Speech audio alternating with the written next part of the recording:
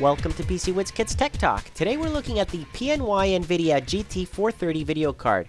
This is a low-profile video card that comes with 1 gig of DDR3 memory, and it has all the support so you can put it in a HD PC, for example, a home theater PC. Here are the core clock rates that you're getting, 700 megahertz. The processor clock, the shaders, 1400 megahertz. You can see that it comes with 1 gig, like I said, of DDR3 memory, and it actually has pretty good support, as you can see, for Blu-ray, DirectX 11, Nvidia CUDA, the OpenCL, Direct Compute 5, physics. All of the latest standards are supported in here, and it only requires a 300-watt power supply. So this is terrific for a small home theater PC that you're trying to build, right? And you want to play all kinds of media files. Yes, you might want to play some games as well. In the box, you get the brackets, the low-profile brackets, of course, the manual, the CD, and a bonus download of a movie. Here is a look at the card. As you can see, it has a tiny little fan there and a heatsink on it. And the outputs are straightforward. You have a DVI, HDMI out, and a VGA out. Those are the 3 main ones that you would need for any home theater PC.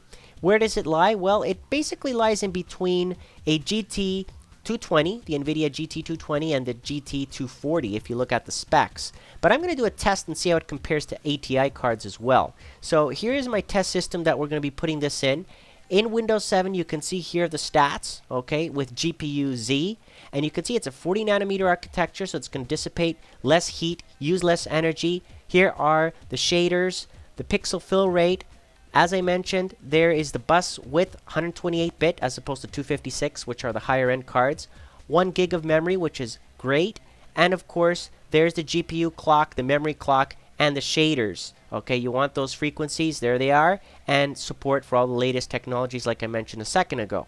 Okay, now, when it comes to heat dissipation, right, how much heat does this thing generate inside of that case? Because if you're creating a small little home theater PC, you don't want it to be loud, you don't want it to be generating a lot of heat. So here are the temperatures on idle, about 35 degrees Celsius. On full load, it gets up to 65 degrees Celsius if you run it at 100%.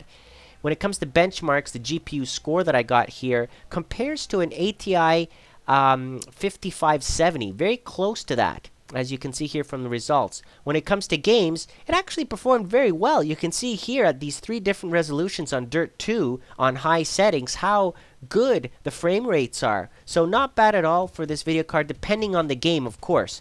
Batman Arkham Asylum, as you can see here, did very well also.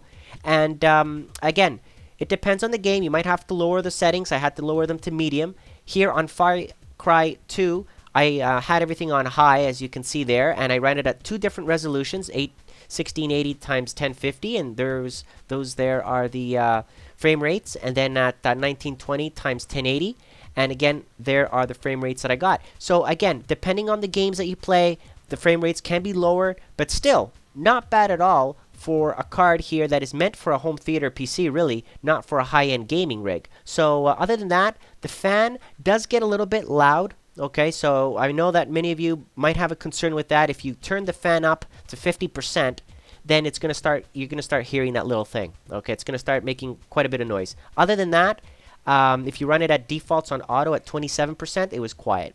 So I'd like to thank PNY for providing it, and I hope you enjoyed this video, and thank you for watching.